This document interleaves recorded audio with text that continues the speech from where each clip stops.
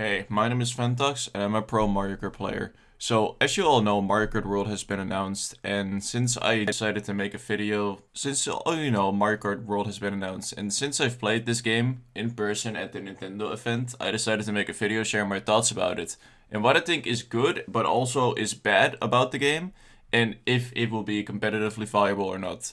So, first, I want to talk about the new mechanics.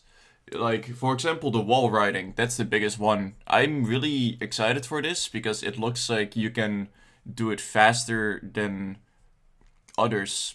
Because sometimes you can get like a really low trick and then you get a boost instantly. It seems to pretty much work like 8 Deluxe, where trick boosts seem to be the main way of you getting a lot of speed.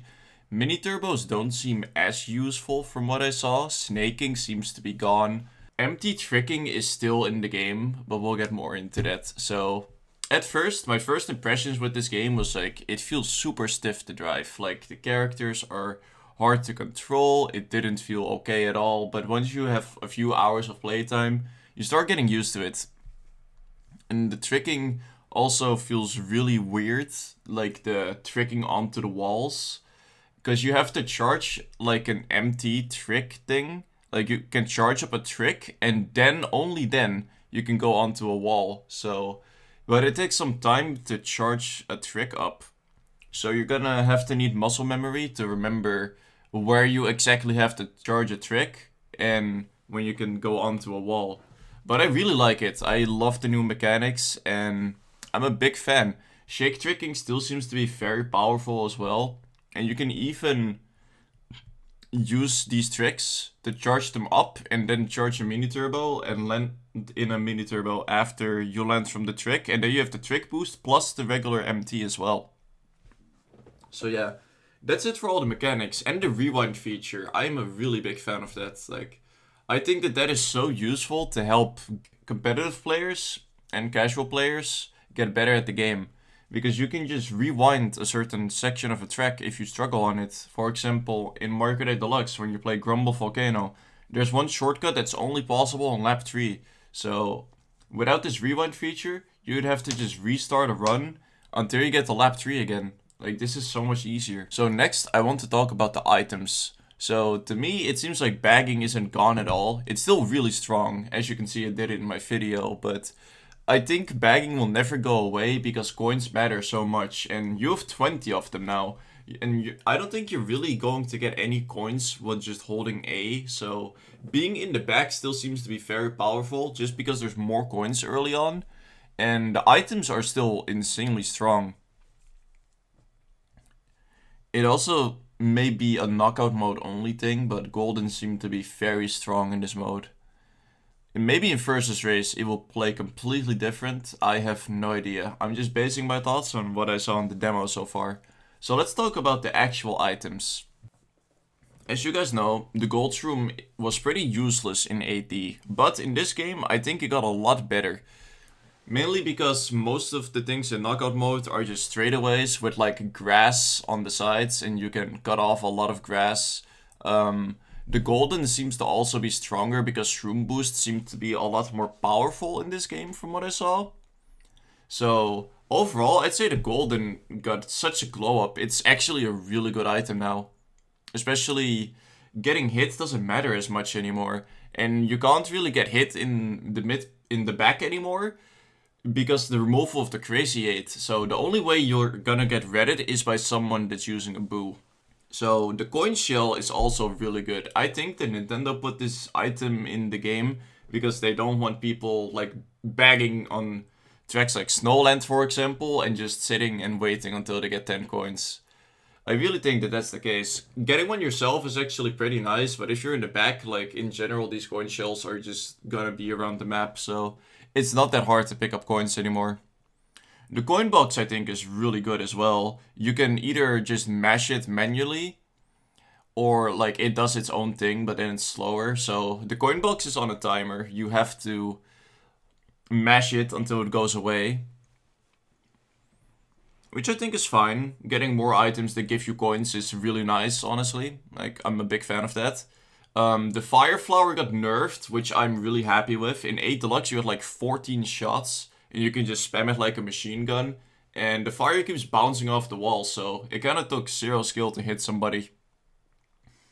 And in this game, I'm pretty sure it's only 7 throws, which is so much better, because then you have like a short machine gun spread, and then boom, it's gone. I think that that's a lot better, and the fire had to be nerfed because it was one of the most broken items in AD. And you also have the ice flower now, which is pretty much just a reskin of the fire flower anyways, so it's good. Speaking of nerfs, the boomerang also got a pretty big nerf in my opinion. This item is pretty much worthless now. It was the strongest item in 8 Deluxe, like arguably, and it's just trash. Like, instead of 3 throws with a boomerang, you have 4 now, and every throw seems to be the same, except for the final one. The final one still has the really long range, but the issue with the boomerang is that it's on a timer now. You cannot chain your boomerang until the timer goes away. And the biggest change of all, which really surprised me from 8 Deluxe, is that if you throw a boomerang, you no longer swap your other item with it. So let's say you have boomerang red shell, you throw your boomerang, you're now holding the red in your hand. But in Mario Kart World, this isn't the case. Your boomerang stays in the first item slot, which means that it's just gonna be a garbage item that you have to chain, you have to spam it to get rid of it before the next set. So I'm personally really happy the boomerang is nerfed, but pulling one is gonna be trash now.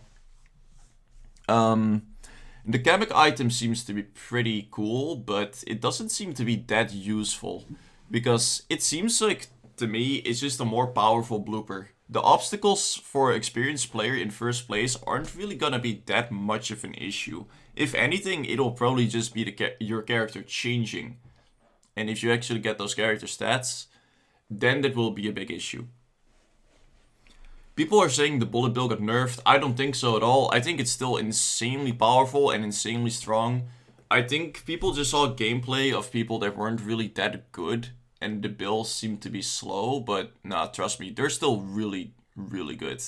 And the bills seem to last quite a bit longer now, because there's 24 players. When I had a bill on like 20th, it lasted all the way up until 10th. So there's probably still like bullet bill extensions and shit, and just using them in shortcuts. The only nerf is that they don't hit enemy players anymore, and they just push them away, which I'm kind of sad about, but it is what it is. It doesn't matter that much. You can also see players in a boo now, which is also really good, because the most frustrating thing in AD is when a boo just takes your item, but you can't know where it goes because you don't have a sound cue for it. It either goes for the left item box or the right one, and you have no idea of knowing. Seeing the player in the boo is so helpful. You can never ever get jump scared anymore. I'm a really big fan of that. And the biggest change of all, I think, is the changes to the shock. I think the shock got nerfed really, really badly, which makes this game completely different than 8D, because I think that running is going to be the meta here. Bagging seems to be pretty much useless, because dodging a shock, while still good, it's not as powerful because it doesn't penalize you if you're in the front. So in 8D, you were small for like 7 seconds after you got shocked. But in this game, it's like 3 seconds only. The only thing is you come to a complete halt and you lose like 3 coins. And it turns to rain, I guess, so the road is slippery, but that doesn't really matter much. It's the fact that you were small for so long in the previous Mario Karts, which made the shock insanely broken. And also, if you use the shock, if you are behind the shock user, like let's say the shock user is in 13th place, and you're in 15th place with a golden, you don't get affected by the shock. Like, you dodge it, which I think is also a really big nerf to the shock. Because that means that everybody else behind you dodges and they can just benefit from your shock usage. Getting a shock to the front isn't really that good anymore. And running up a dodge, it's still good, but it's better to use it for a shortcut rather than to dodge the shock. Because getting hit in this game isn't as penalizing anymore. And I want to talk about that in general. I think running is really powerful because if you get hit by a red shell, you don't lose that much time. You're gonna get sent flying forward instead of going to a complete halt like in 8D. So I really think that running is gonna be the key, especially because you cannot see anybody's items too. In 8D, people hold their items in their hand, but in MK World, they throw it behind them, but you can only see that on your screen. When you see another player, they have no item, for example, and they are holding a boomerang behind them on their screen, but you don't get to see the item. It's like Mario Kart Wii, everything is blind again. And what makes this game more run heavy too is the fact that you can get feathers in first, which means you can take a shortcut shroomless if you have a feather, and you can also get like the food bag, which is pretty much just a shroom. So you can get shrooms in first and feathers, two things that allow you to take shortcuts, and I think I haven't tested it because I haven't gotten it to work. But if you can dodge blue shells with the food, then that's really powerful. It pretty much means like you get shrooms in first now. So let's talk about some of the more small things that I noticed about the mechanics. The rails seem pretty slow. If you go on a railing and you keep spamming tricks, you lose time compared to just driving on the road. I tried doing it and it felt really slow to me. I think the rails can be faster, but you have to time your tricks well, and the rails have to be like cutting off a piece of the track. Empty tricking is still in the game, and the heavyweights felt the best to use. I tried Yoshi and he didn't feel good at all. I really think like the best character that I used was like Bowser, because his max speed stat and mini turbos don't really seem to do that much. It's mainly just the tricks that gives you the biggest boost. So whatever is going to be the meta is whatever gives you the most trick boost. Because I really didn't notice that much of a difference with Yoshi. Snaking is pretty much dead, but driving in a straightaway seems to be good. I think driving in a straightaway and drafting people is going to be very powerful. You can charge up your tricks while drifting. Like, you just hold the drift button and then just don't press anything to charge up a trick, and you get a mini turbo too. You can either do this with a mini turbo, an SMT, or an ultra mini turbo, and the ultra mini turbo wasn't available in demo, but I'm assuming that you can just do that if you hold it long enough. Soft drifting is still in the game. If you don't know what soft drifting is, it's to get a mini turbo easier holding the joystick at like a certain angle. In 8D, it's between 40 and 45 degrees. You get a mini turbo much faster than if you would just hold like a full directional input. Like, the items seem a little bit distance based, but also not really, because I pulled a golden very early onto the game when first wasn't really that far gone. And later on, I pulled a star in 6th when first was also pretty close. So I think the items might be a mix of distance and position based, but I'm willing to go with more position based. And take this with a grain of salt. One of the Nintendo employees told me that auto trailing might be optional. What that means is like, right now in the game, they said that if you have a banana out, it like automatically gets trailed behind you. And this is really annoying if you're a competitive player, because I'm just used to holding CL to drag my item behind me, right? So if I'm using that banana, when it's already dragged behind me, I'm just gonna drop it and then I'm defenseless. But luckily, one of the employees said, it's gonna be an option to turn it off in the full game. Take it with a grain of salt. And what I didn't see or get to try out at all is like the custom camera controls. I'm really interested to see how this is going to work, and if there's going to be like a perfect angle that is going to have the most FOV and you can have the most awareness and see everything coming your way. So let's talk about what I like about this game a lot. The biggest thing that I like about this game is that there is no more spin boosting. It's easily one of the most frustrating and annoying features in Mario Kart 8 Deluxe. Mainly because if you spin boost, you don't even gain speed, but you get bumped wide always, and you get a boost that makes it impossible to kind of slow down. If you want to manage a bump, you have to be able to slow down, but since you get a spin boost, you can't slow down, because your kart is just sent forward. But it's not even faster. I love the fact that you can see when people are in boost now as well. As I said earlier, that's like the best change they've made. I'm a really big fan of that running seems to be like way stronger than before. I think this game is going to really reward you if you're insanely fast and just better than everybody compared to it being item based. I think that driving is going to be super important in this game.